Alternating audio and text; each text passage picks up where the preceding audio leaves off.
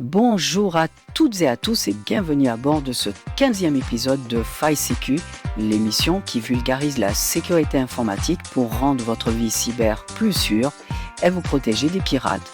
Je suis Léa, la pilote de cette émission, et aujourd'hui, je demande à tous de bien attacher votre ceinture de sécurité car nous allons parler automobile dans cet épisode intitulé Voiture autonome, sûre en toutes circonstances ? Et c'est bien sûr toi, Charlie, qui m'accompagne et qui, comme à chaque épisode, décortique et rend intelligibles les sujets les plus complexes. Salut Charlie, salut mon ami, alors ça va ? Ça va très bien, je te remercie. Ravi de te retrouver pour ce dernier épisode de l'année 2025, consacré effectivement à un problème qui touche les voitures autonomes, comme certaines Tesla. Quel genre de problème ? Eh bien, un grave problème.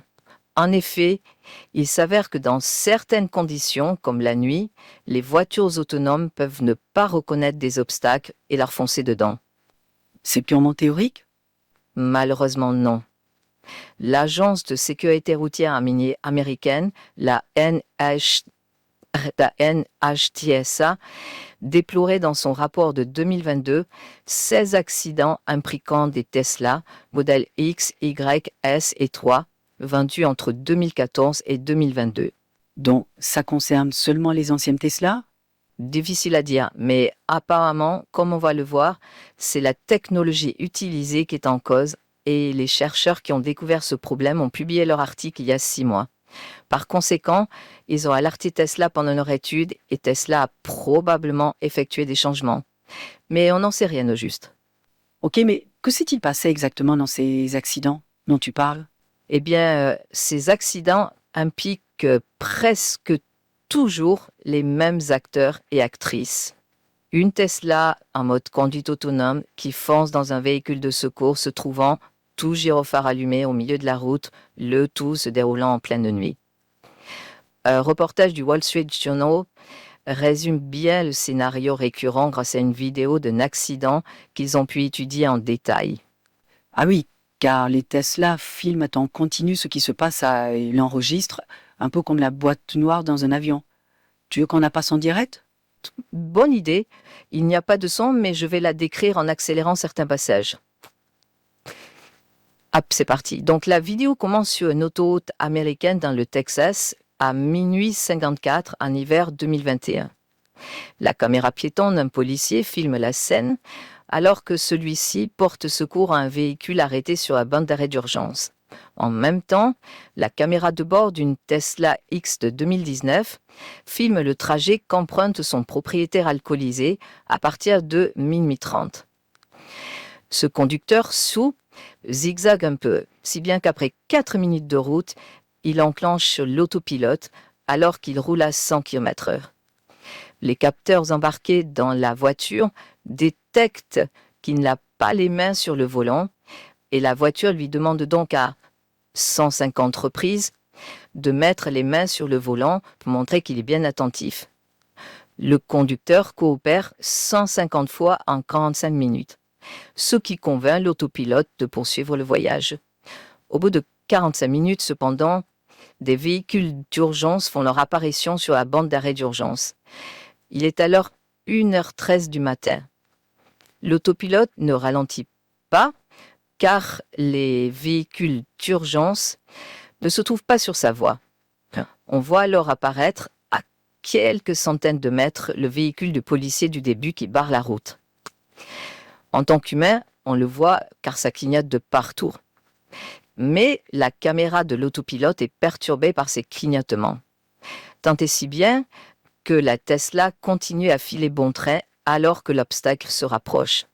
C'est à seulement 30 mètres du véhicule de secours bloquant la voie qu'elle détecte cet obstacle et panique. Dans l'affolement, l'autopilote se désactive et 2 secondes plus tard, c'est la collision à 90 km/h avec le véhicule de secours. 5 policiers sont blessés, tout comme le conducteur de la voiture qui avait déclenché l'arrivée des secours initialement. Ah oui, c'est comme si l'autopilote n'avait pas compris la dangerosité de la situation Et d'après le Wall Street Journal, c'est arrivé au moins 16 fois, car le reportage date de 2022. Il y a pourtant un radar en plus des caméras pour détecter les objets. C'est exact.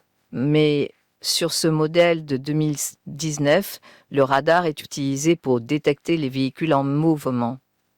Il n'est pas utilisé pour détecter les obstacles immobiles qui sont alors gérés par les caméras. Sinon, le moindre pont, panneau de signalisation ou tout autre objet renvoyant l'écho radar aurait fait piler la voiture. Ah oui, et puis Tesla fait reposer son système autopilote principalement sur les caméras. Exactement, c'est leur mantra. Priorité aux caméras. Et c'est pourquoi des chercheurs de l'université Ben Gurion du Negev en Israël ont justement étudié les différents systèmes d'aide à la conduite qu'on trouve sur Internet, ainsi que la vidéo issue de la caméra frontale d'une Tesla Model 3 de 2023 qu'ils ont récupérée par USB au format vidéo standard. Attends, on trouve des systèmes d'aide à la conduite en vente légalement sur Internet? Oui, ce sont des sortes de caméras intelligentes qui se placent sur le pare-brise et qui peuvent te fournir des alertes en cas de danger. Elles n'ont bien sûr aucun contrôle ni sur le volant ni sur les pédales. Tu ne transformes pas ta Twingo en Tesla autonome pour 99 €. Ok. Et qu'ont-ils fait ensuite avec ces caméras? Eh bien, ils se sont remis dans les conditions des accidents. Et en lisant attentivement les rapports détaillés des accidents publiés par la sécurité routière américaine, ils ont trouvé des facteurs communs à tous les accidents. À chaque fois, une Tesla avec l'autopilote enclenché circule la nuit et rencontre sur son chemin un véhicule de secours, tous gyrophares allumés. Ils ont donc placé une voiture sous un abri pour simuler la nuit, lui ont adjoint un gyrophare clignotant qu'ils ont trouvé en ligne, et ils ont filmé la scène avec les caméras qu'ils avaient à leur disposition. Ensuite, ils ont envoyé ces vidéos dans un logiciel de reconnaissance d'objets tel YOLO. Et qu'ont-ils découvert? Ce qu'ils ont découvert est édifiant. Lorsque la lumière du gyrophare est éteinte, le logiciel de reconnaissance d'objets détecte la voiture de manière quasi certaine. Par contre, dès que le gyrophare s'illumine, le logiciel n'est plus si sûr que ça de la présence de la voiture de secours. Si bien que l'objet passe sous le seuil de détection et n'est donc plus considéré comme une voiture au milieu de la route, mais comme quelque chose d'inexistant. Par conséquent, avec ces éléments en main, l'autopilote voit la voiture, puis la perd à cause du clignotement du gyrophare. Et cette mauvaise détection est exacerbée par les reflets parasites qui se produisent à l'intérieur de la lentille de la caméra. Et c'est probablement ce qui s'est produit dans les accidents relatés dans le rapport. Par contre, je ne comprends pas pourquoi ça n'arrive pas plus souvent, car les lumières clignotantes sont fréquentes sur la route, notamment quand tu croises une autre voiture, phares allumés. Par conséquent, les reflets parasites, la caméra doit en voir souvent sur la route la nuit. Tu as raison. Mais les gyrophares des secours sont particuliers. Ils clignotent rapidement, contrairement aux phares d'une voiture que tu croises. Et ils alternent au rouge, bleu, contrairement aux phares qui éclairent blanc ou jaune. Et les gyrophares sont placés en hauteur. Par conséquent, la caméra est non seulement éblouie, mais comme un outre, son logiciel de reconnaissance d'objets fait à base de réseaux neuronaux n'a pas été entraîné sur des voitures éclairées en rouge ou bleu, il détecte tout sauf une voiture. Imagine qu'on te montre une photo complètement surexposée, avec du bleu ou du rouge et du flou partout, et qu'on te demande de décrire la scène. Tu auras bien du mal à reconnaître les vrais objets, car ça évoque chez toi d'autres objets. Eh bien, pour le logiciel de reconnaissance d'objets, c'est pareil. Il est perdu. C'est ce qu'on voit dans la vidéo du Wall Street Journal du début. L'autopilote se désactive car il ne comprend plus rien. Donc on comprend bien le problème de sécurité routière que ça pose, qui plus est pour les premiers secours. Attends, je te vois gesticuler, ce n'est pas tout? Eh bien non. Car si ça pose un problème évident pour la sécurité routière, ça pose aussi une menace plus large. Car cette vulnérabilité, si on peut la nommer ainsi, pourrait être exploitée à des fins malveillantes. Par exemple, un acteur mal intentionné pourrait installer une lumière particulière à un endroit stratégique, comme un croisement très fréquenté par exemple, et provoquer un accident ou viser particulièrement un véhicule. Là, quand même, c'est un peu tiré par les cheveux. Aujourd'hui, ça paraît de la science-fiction, mais demain. Souviens-toi de l'attaque par martèlement de mémoire, Warhammer en anglais. Cette attaque consistait à accéder plein de fois d'affilée au même contenu d'une mémoire vive pour faire changer le contenu voisin. Ça a été d'abord décrit en laboratoire, puis des pirates s'en sont emparés pour voler des clés secrètes sur des serveurs. Ok, je vois. Il est plus sûr de s'en protéger dès maintenant. Et les chercheurs proposent une solution? Oui, ils en décrivent une qui permet d'augmenter la confiance du système d'aide à la conduite dans ces conditions précises sans altérer son fonctionnement en conditions normales. Moi, pas sûr, non. Merci Charlie pour cet éclairage.